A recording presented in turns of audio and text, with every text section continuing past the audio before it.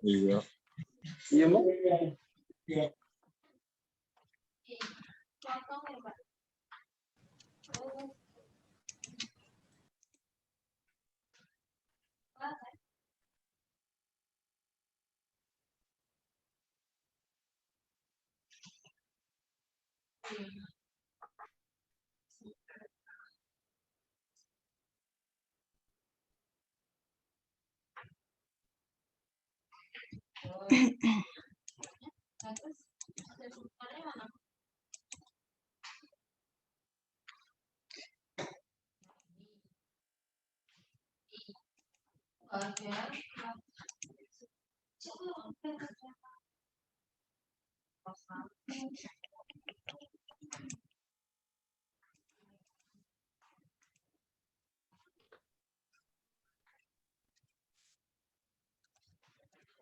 Tes.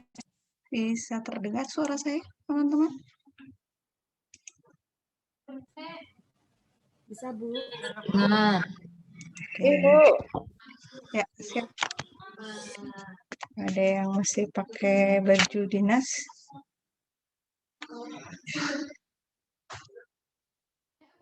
Ini dari kelas A dan B ya, teman-teman semuanya.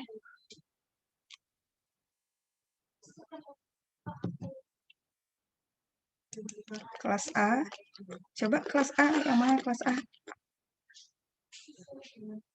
Kelas A siapa aja nih?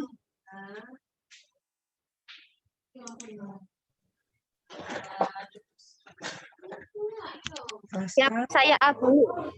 Oke, siap. Ya. Yang lain? Kelas A ada berapa, Mbak? Mbak Siti. Mbak Siti mana Mbak Siti? Mbak apa sih, Bu? Saya panggil Mbak apa Bu? Mbak Siti mana? Cung, Mbak Siti Robiah. Mbak Siti Robiah.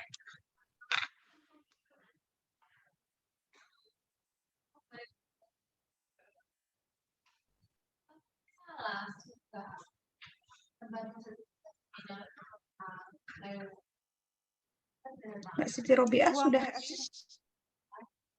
Mbak Dersi.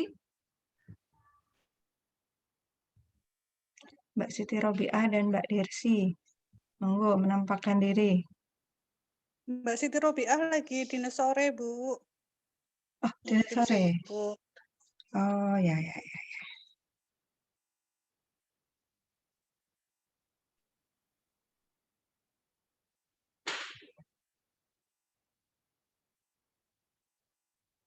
Oke.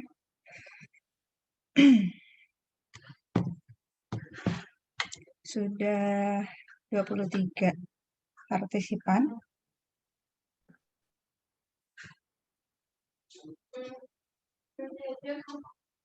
Saya belum lihat jumlah audiennya. Yang dari kelas A berapa orang, kelas B berapa orang. Mbak Dersi sudah hadir? Mbak Dersi? Dersi.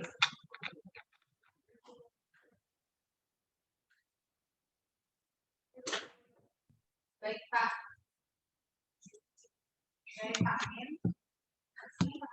Ya, saya minta tolong ke teman-teman yang bisa mencolek Mbak Dersi dan Mbak Siti.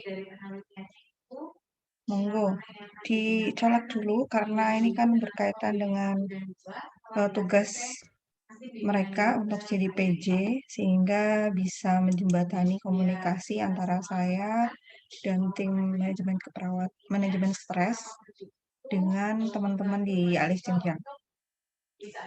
Dan memang sesuai dengan arahan dari Prodi untuk alih jenjang sangat disarankan untuk bisa bertemu muka minimal 4 kali ya. Jadi di awal pertemuan, kemudian sebelum UTS, kemudian sebelum UAS, dan juga di pertengahan. Seperti itu.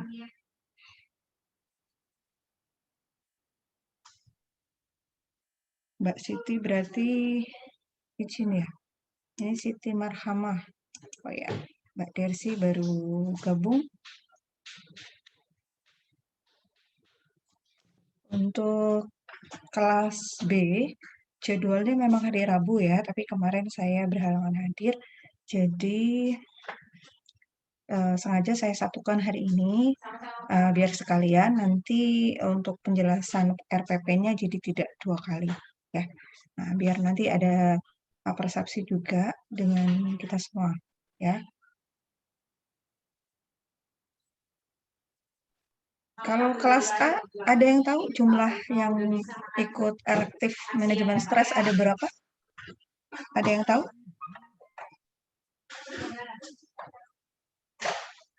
Yang kelas A ada berapa orang? Biar nanti saya bisa memperkirakan bahwa semua mahasiswa sudah hadir di ruang Zoom kali ini. Ada yang tahu? Bapak-bapak, ibu-ibu? Mbak-mbak?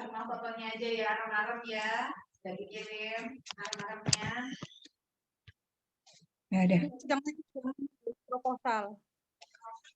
Ya. Gimana, Bu Sukiyah? Ada yang sedang mengikuti sidang. Oh ya, oke. Ya, saya harap kalau ada yang berhalangan hadir bisa minta tolong dikasih tahu ke yang berhalangan hadir hari ini untuk WA ke saya ya. Nah, nanti biar ada cross check ya, paling tidak ada konfirmasi ke saya. Meskipun daftar hadir saya buka seperti biasa untuk 24 jam. 24 jam dan selama seminggu ya. Paling tidak di ruang Zoom kali ini ada konfirmasi sebelumnya.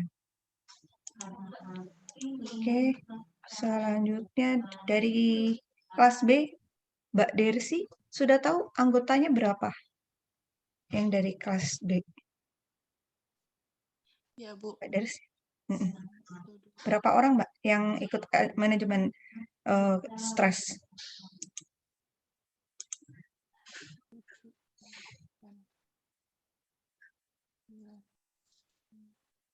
Ini sekitar kurang lebih 10, Bu. Oh, 10 ya. Oke, 10. Ya. Berarti ini dari kelas A ya, lumayan banyak. Banyak yang stres apa ya? Banyak yang stres. Ya. Oke. Gimana kalau saya mulai? Biar nanti teman-teman juga bisa melanjutkan kegiatannya. Ya. Iya, Bu. Oke. Baik, terima kasih. Ya, saya mulai ya. Bismillahirrahmanirrahim. Assalamualaikum warahmatullahi wabarakatuh. Waalaikumsalam warahmatullahi wabarakatuh. Salam sejahtera untuk kita semuanya. Semoga hari ini saya dan teman-teman semua yang sudah menyempatkan waktunya untuk hadir di ruang Zoom ini senantiasa dalam kondisi sehat, selalu dalam lindungan Tuhan, dan juga selalu mendapatkan keberkahan. Apalagi hari ini hari Jumat ya. Semoga menjadi hari baik untuk kita melakukan apapun kegiatan yang kita lakukan hari ini. Dan tak lupa sebagai awal perjumpaan, alangkah baiknya kita awali untuk bisa mendapatkan kelancaran dan kemudahan. Mari sebelum kita mulai ruang Zoom kita kali ini dengan berdoa bersama. Silakan, saya persilakan untuk berdoa. Doa mulai.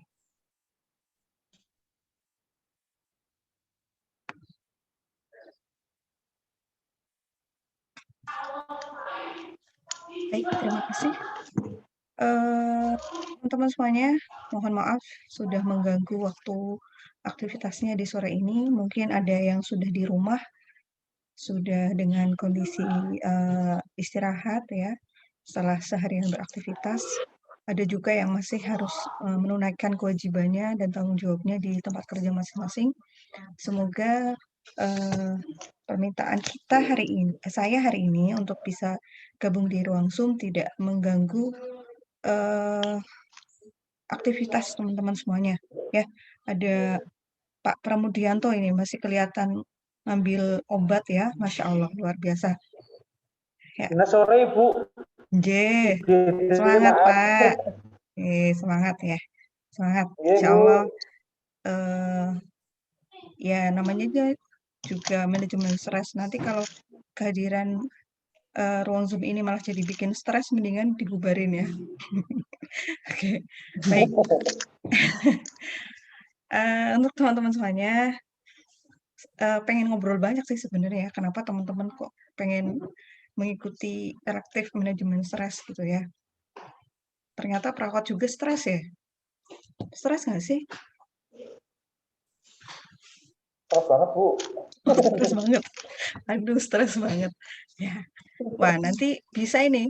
Jadi nanti kan di manajemen stres ada pengisian kuesioner tingkat stres ya. Nah, nanti sebelum diujikan ke pasien atau ke orang lain, ada baiknya menguji tingkat stres pada diri sendiri ya. Kalau pada level yang sudah level apa namanya sedang sampai berat, nah berarti harus tetap stay tune di manajemen stres biar nanti latihan bagaimana menangani stres pada diri sendiri ya. Nah, ini nanti bisa jadi bahan kajian ya. Oke, baik.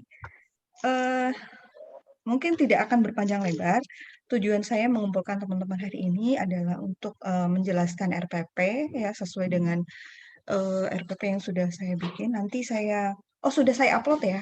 Sudah saya upload di Skalsa dan silakan teman-teman bisa langsung menuju ke Skalsa, bisa langsung download RPP-nya. Di situ sudah ada rancangan pembelajaran 1 semester. Meskipun di Skalsanya baru sampai UTS ya yang saya hias gitu ya. Nanti untuk detailnya akan lebih lanjut saya imbuhkan setelah penjelasan RPP kali ini. Baik. Oh ya, mau kenalan dulu atau tidak ya? Nggak usah ya? Kenalan. Pak Edi mau kenalan? Pak Edi? Oke, baik. Mungkin ada yang belum terpapar dengan saya. Oke, saya kenalan dulu ya. Moga-moga nggak menambah stres. Ya, perkenalkan nama saya Bu Ita Apriliani. Ya, itu nama panjang. Biasa dipanggil Bu Ita, ya. Kayaknya di dosen perawat hanya ada satu yang namanya Bu Ita, jadi nggak bakalan nyasar deh, gitu ya. Nah, saya aslinya dari Purbalingga. Nah, ini ada yang dari Purbalingga nggak? Kayaknya banyak ya. Ya, saya asli Purbalingga, Kecamatan Kertanegara. Ya, dulu saya pernah di puskesmas juga, puskesmas Karangtengah. Ya, itu dulu. Ya, setelah itu mengelana S1-nya di Bandung, S2-nya di Semarang. Oke, singkat cerita sekarang dari awal saya gabung di UKB, saya sudah ada di divisi keperawatan jiwa. Ya, jadi dosen jiwa abadi sampai sekarang. Dan untuk mata kuliah lainnya, saya dipercaya untuk mengampu manajemen stres ya. Nah, nanti akan saya jelaskan siapa saja yang menjadi tim saya. Ya, nggak jauh-jauh sih dari orang-orang jiwa aja. Oke, itu alamat sekarang saya sudah di Purwokerto. Dulu di Purbalingga, sekarang sudah pindah ke Purwokerto. Jadi kalau mungkin bapak-bapak, ibu-ibu, teman-teman yang dari Purwokerto bisa mampir. Saya rumahnya di Jalan Gunung Sumbing, ya dekat dengan Rektorat Rektorat Unsur. Tuh. Oke. Ya. Saya rasa itu ya, cukup ya kenalannya. Nanti mungkin karena ini belum ada yang sudah ke ini ya, sudah ke skripsi? Sudah? Sudah belum? Oh, belum ya. Ya, siapa tahu skripsinya nanti ketemu lagi dengan saya, ya nanti bisa kenalan lebih lanjut. Oke, saya rasa cukup ya. Baik, kalau sudah, saya akan share screen RPP ya. Oke. Sudah terlihat di layar kaca teman-teman? Sudah ya? Sudah, Bu. Oke. Sudah, Bu, sudah. Ya. Lanjut. RPP, manajemen stres. Koordinatornya saya pakai Y ya. Ita Aprilia nih. Ini ejaan lama jadi pakainya ya nih. Seringnya pada kurang kalau nulis nama saya itu. Oke, ya. Nanti ketemu saya dan Bu Ririn. Ya, Bu Ririn pasti teman-teman juga udah tahu ya. Udah tahu belum? Ada yang sudah tahu? Sudah, Bu. Oh, sudah sih. Ya. Bu Ririn dan saya sama-sama juga di Departemen Perawatan Jiwa dan di Manajemen Stres ya. Di duet dengan Bu Ririn. Mata kuliah ini hanya 2 SKS ya. Jadi lumayan bisa mendongkrak nilai. Kemudian untuk jumlah pertemuannya ada 14 kali pertemuan selama 1 semester. Nanti mungkin akan lebih sering ketemu dengan Bu Ririn ya. Di awal pertemuan ini ada saya dan Bu Ririn. Kemudian untuk ini langsung aja ya. Nah, ke deskripsi mata kuliah. Jadi untuk mata kuliah ini nanti akan membahas tentang manajemen stres yang digunakan oleh mahasiswa bagi dirinya dan bagi orang lain. Nah, ini. Jadi jangan sampai mahasiswa dalam hal ini semuanya udah jadi perawat beneran ya. Perawat beneran.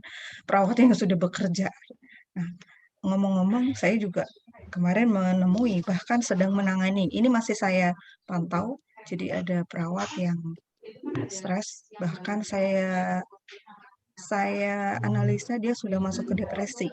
Meskipun antara sedang ya, sedang sampai ringan ya. Skalanya mungkin tidak sampai berat, tapi kemarin sempat sangat terganggu kondisinya sampai benar-benar bisa tremor. Kalau stresnya muncul itu bisa tremor, panik, dan akhirnya dia sempat berpikir untuk mengakhiri hidupnya. Ini kisah nyata ya, saya nggak bohong jadi benar-benar saya alami dan saya maksudnya bukan saya, tapi saya sedang menolong ada salah satu perawat yang seperti itu. Ya, artinya sebenarnya untuk membahas mata kuliah ini itu sangat penting ya, sangat penting diperhatikan. Jadi harapan saya sendiri teman-teman bisa mempelajarinya dan juga bisa mengaplikasikannya dalam kehidupan teman-teman sehari-hari. Apalagi sebagai seorang perawat, ya, kalau dia tidak bisa menolong dirinya, bagaimana dia bisa menolong pasiennya, ya. Jadi jangan sampai perawatnya stres duluan, gitu ya. Oke. Selanjutnya fokus mata ajar kali ini adalah bagaimana melakukan pembahasan tentang konsep dasar dari stres dan manajemen stres. Nanti akan saya jelaskan lebih lanjut. Ini capaiannya. Nah, nanti di pembahasannya di rancangannya akan lebih terperinci. Nah, untuk evaluasi penilaiannya proporsinya seperti ini. UTS, UAS, ya, UTS 20%, UAS 25%, tugas terstruktur ada 25%, jadi nanti ada 2 rancangan tugas ya. Jadi dalam 1 semester saya tidak membebani mahasiswa terlalu banyak, hanya ada 2 rancangan tugas ya. Kemudian kuis 20%. Jadi kuis nanti biasanya setiap akhir kuliah ada kuis ya. Kalau kuis namanya kuis kan nggak banyak-banyak. Dan soft skill. Nah, di soft skill meskipun 10%, ya, minta tolong yang masih belum di-unmute. Soft skill yang hanya 10% ini saya harap tidak dikecilkan ya, karena bisa jadi ketika UTS UAS bagus, tugas bagus, tapi attitude-nya 0, ya sudah. Kenapa saya berani memberikan nilai seperti itu? Kenapa? Kita itu tenaga perawat yang fokus pada pelayanan, ya. Pelayanan ini mahal banget harganya. Sekali aja dikhianati, bahasanya itu tidak kita junjung tinggi, ya sudah. Nama perawat akhirnya yang kena gitu ya. Tidak hanya satu, tapi semuanya. Ya. Kalau dulu mungkin saya kecil gitu ya, pernah sekali gitu lah, karena saya nggak pengen jadi perawat.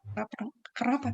Saya pernah mengalami kondisi yang, wah perawatnya judes banget gitu ya. Harapannya kalau perawatnya nggak stres, pasti nggak judes gitu ya. Perawatnya bisa memanage stresnya dengan baik, pasti mukanya tetap ceria seperti itu. Nah, ini semoga dengan mempelajari kuliah kali ini, teman-teman bisa lebih memanage emosi sendiri, memanage bagaimana mengelola stres, bagaimana mengelola emosi, agar ketika melakukan pelayanan bisa tetap maksimal. Seperti itu. Ya, oke.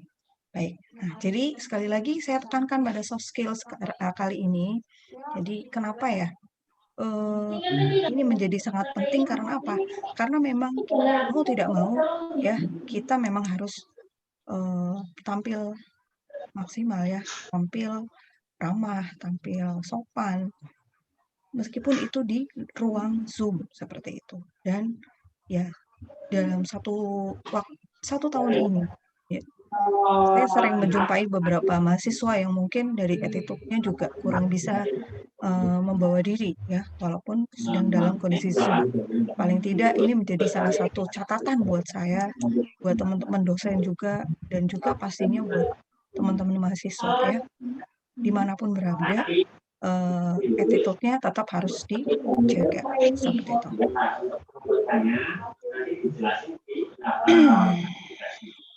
Ya, masih ada yang bocor ya.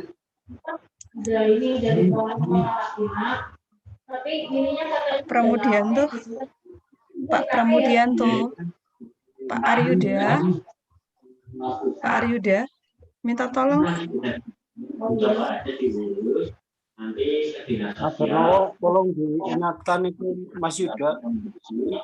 Iya.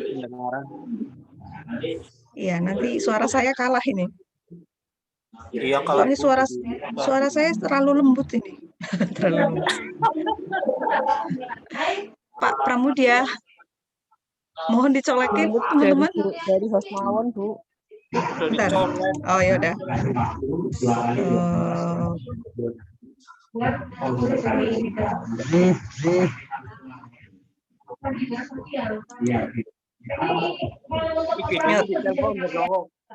Ya udah. Oke. Saya mute dari sini aja. Oke.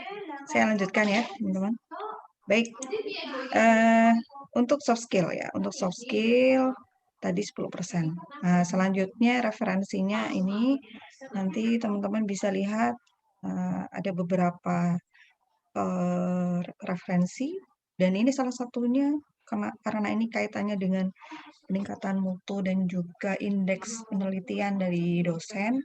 Ini saya cantumkan hasil tesis saya, pengaruh terapi mindfulness terhadap tingkat depresi pada remaja. Nah, ini pada tahun 2018. Ini dengan dosen saya. Nah, nanti mungkin untuk Bu Ririn nanti menyusul yang bisa memang jadi referensi teman-teman untuk membaca dan juga menambah perbendaharaan untuk mengerjakan tugas-tugas di mata kuliah ini. Ya, ini jadi banyak. Nanti tinggal di-download aja RPP-nya. Baik, langsung saja ke pembahasan rancangan RPP. untuk pertemuan kali ini nanti saya plot untuk Zoom meeting dulu untuk pengenalan RPP. Nanti untuk materi konsep dasar stres akan saya upload ke Skalsa setelah saya selesai rekaman ya. Jadi untuk teman-teman di kelas A dan B nanti bisa lihat di Skalsa masing-masing. Ya, ini masih belum selesai saya perbaiki ya dari tahun lalu. Jadi ada beberapa penambahan, jadi belum bisa tayang hari ini. Nah, hari ini khusus untuk penjelasan RPP. Berikutnya minggu depan nanti sudah masuk ke instrumen pengkajian stres ya.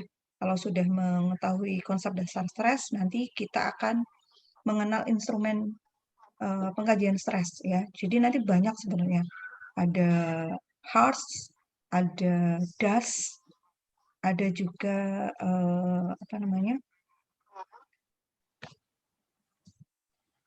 HARS, DAS, dan juga pengkajian yang lainnya. Nanti kita lihat di materi kedua ya. Mungkin ada nanti yang tertarik untuk mengkaji stres bisa menggunakan referensi tersebut untuk dijadikan kuesioner, dijadikan instrumen ya, instrumen penelitian. Nanti bisa kita latihan dulu di pertemuan kedua minggu depan. Kemudian di pertemuan ketiga kita akan membahas tentang cara pengelolaan stres. Nah ini sudah lebih ke tekniknya. Nanti sudah ketemu dengan Bu Ririn. Jadi yang akan membahas tentang action based strategies nanti sama Bu Ririn. Ya, ini rancangan tugas. Oh ya, di pertemuan kedua sudah ada tugas, tapi tugasnya simpel banget, simpel sekali.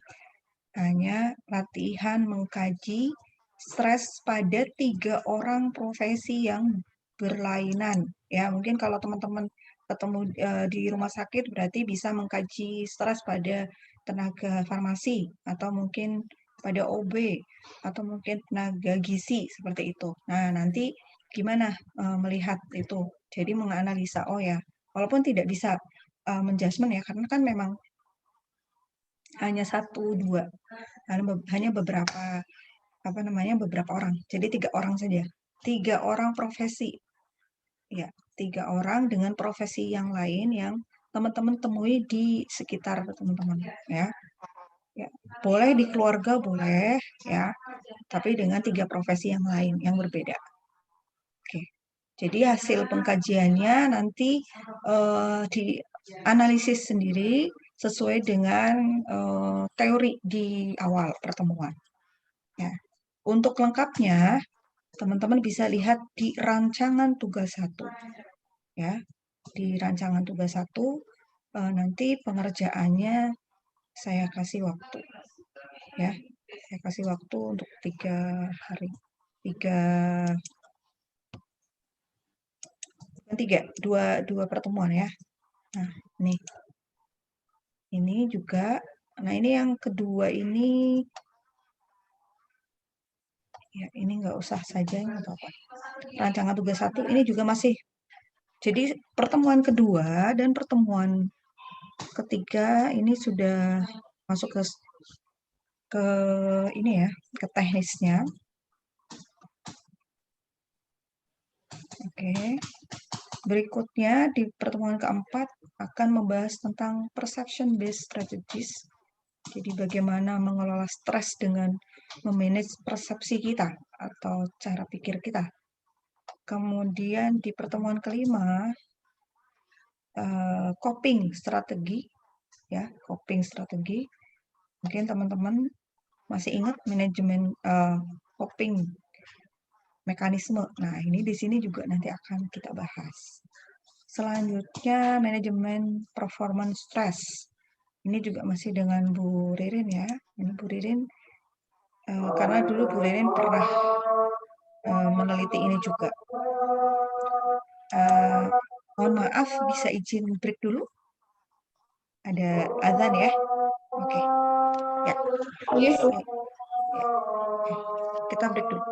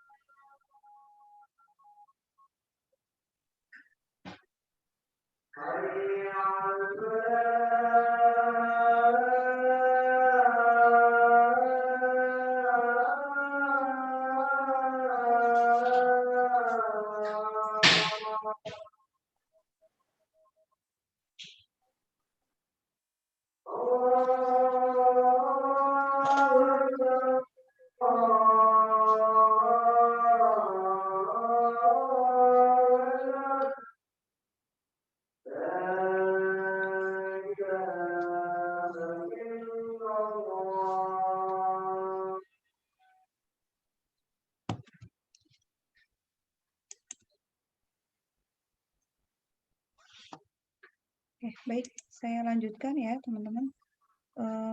Untuk penjelasannya, ya, di pertemuan ke-6, ini tadi sudah ke manajemen performance stress, ya. Nanti dari pertemuan ke-3 sampai ke-7, ini sudah masuk ke cara-cara bagaimana mengelola stres, ya. Jadi di sini juga teman-teman bisa belajar bagaimana ketika di tempat kerja itu mengalami stres. Nah, itu manajemennya seperti apa. Kemudian ada juga teknik relaksasi dan sleep management. Bagaimana mengatur ketika kita relaksasi itu benar-benar bisa mengatasi stres kita, termasuk tidur ya. Banyak orang bisa tidurnya tidak berkualitas ya. Padahal ketika tidurnya berkualitas itu merupakan salah satu poin penting untuk memanage stres kita. Nah, setelah pertemuan ke-7 nanti sudah UTS ya. Oke, sudah UTS. Oke, saya lanjut. Di pertemuan ke-8 masih melanjutkan teknik ya, cara mengelola stres dengan self-confident dan self-esteem. Ya, dengan konsep diri dan kepercayaan diri ya. Nah, biar nanti kalau orang konsep dirinya bagus, biasanya juga percaya dirinya juga bagus. Tapi jangan sampai kebablas gitu ya. Jadi terlalu overconfident. Jadinya kelihatannya jadi sombong gitu ya. Nah, ini gimana caranya biar tetap bisa stabil ya, tidak terlalu overconfident dan juga tidak low confidence. Oke, baik. Nah, nanti terjeda libur Idul Fitri kurang lebih ada 2 minggu ya. 2 minggu. Nah, nanti dilanjutkan di pertemuan ke-9. Kita ketemu dengan anger management. Nah, ini menarik banget nih. Bagaimana mengelola marah. Wah, boleh nggak sih marah? Ya, kalau di jiwa boleh ya, tapi kalau di agama Islam nggak boleh ya. Nah, gimana caranya mengelola marah ini biar tidak menimbulkan efek negatif gitu ya. Kalau di psikologi ada asertif ya, ada istilah asertif. Nah, kalau di manajemen stres ada anger management. Apalagi ini buat ibu-ibu nih, bagus banget nih. pulang kerja anaknya merengek. Padahal yang bermasalah ibunya, yang kena anaknya gitu ya. Ini sering banget ini saya mendapat keluhan seperti ini. Gimana caranya mengelola marah? Buat bapak-bapak, ya penting juga nih ya. Pulang dari rumah sakit ternyata istrinya minta dibeliin gamis gitu ya. Padahal kemarin udah beli gamis, pengen marah. Nah, jangan sampai ya Pak. Nah, ini caranya mengelola marah seperti apa? Nanti belajar anger management dengan Bu Ririn. Selanjutnya di pertemuan ke-10, cara pengelolaan stres pada bencana. Nah, ini yang suka jadi relawan, penting ini ya, menguasai materi ini. Karena orang-orang di saat bencana itu pasti full stres ya, full tekanan. Ini buat relawan jiwa, ini sangat penting ini, mempelajari bagaimana pengelolaan stres pada kondisi bencana. Oke, sampai pertemuan 11. Selanjutnya ini akan ketemu dengan saya di mata kuliah ini. Di pertemuan ini nanti saya akan kenalkan bagaimana teknik mengurangi stres dengan metode SAFE. Apa itu SAFE? Penasaran kan? Ikuti teruslah. Nanti nggak saya bocorin dulu di sini. Ya, jadi biar teman-teman nanti searching-searching juga boleh. Ya, mungkin ada yang pernah ikut, nah itu bagus banget ya. Nanti kita belajar lagi bersama di sini. SAFE dan mindfulness. Nah, ini karena ini hasil penelitian juga, insya Allah saya bagi di manajemen stres kali ini. Ya, buat yang pernah sakit hati, belum bisa move on, gitu ya. Wah, ini penting banget ini ya. Aku. Oke. Ada yang belum bisa move on? Nanti ketemu saya ya di pertemuan 12 setelah UTS. Selanjutnya di pertemuan ke-13 nanti lebih ke arah discovery learning. Nah, teman-teman sudah mulai nih karena sudah terpapar nih di pertemuan awal-awal dengan berbagai teknik manajemen stres. Nah, di pertemuan 13 ini sudah masuk ke rancangan tugas 2. Bagaimana teman-teman mempraktekkan. Kalau di semester ini memang ditekankan bagaimana teman-teman melakukan sendiri ya dengan teknik yang sudah dipelajari, melakukan teknik manajemen stres sesuai dengan materi yang dipelajari. Nah, nanti bentuknya berupa video gitu. Ya, nggak apa-apa lah latihan. Bagaimana caranya untuk penilaian pastinya kita punya kebijaksanaan tersendiri. Jadi di pertemuan 13, teman-teman melakukan teknik manajemen stres pada dalam konteks untuk diri sendiri dan atau personal ya. Jadi nanti dipraktekkan ya, mau mindfulness, mau SAFE atau mau manajemen yang anger management boleh. Nah, acuannya nanti dilihat di rancangan 2 ya. Oke, di rancangan 2 nanti akan akan berdetail. Berikutnya juga di pertemuan ke-14. Nah, ini pertemuan ke-14 teknik yang sudah teman-teman lakukan tadi dicobakan ke keluarga boleh, ke tetangga boleh, ke misalnya pasien boleh, ya, sudah ke orang lain seperti itu, ya. Jadi konteksnya sudah ke luar dari individu. Nah, itu. Nanti rancangan tugasnya ada di rancangan 2. Ya, ini untuk untuk penilaiannya rancangan tugas 1 ini di sini pakai DAS. Nah, nanti saya akan kirimkan setelah materi pertama ya. Setelah materi pertama nanti saya akan kirimkan format pengkajian DAS. Jadi teman-teman bisa melihat bagaimana sih cara melakukan pengkajian stres dengan menggunakan instrumen DAS. Ya, DAS itu singkatan dari Depression, Anxiety, Stress Scale. Ya, jadi skala untuk melihat depresi, kecemasan, dan stres. Nah, karena kita fokusnya ke stres, jadi nanti yang diambil adalah stresnya, poin stresnya. Oke, nanti di sini sudah ada penjelasannya. Tugas tidak perlu di print, tapi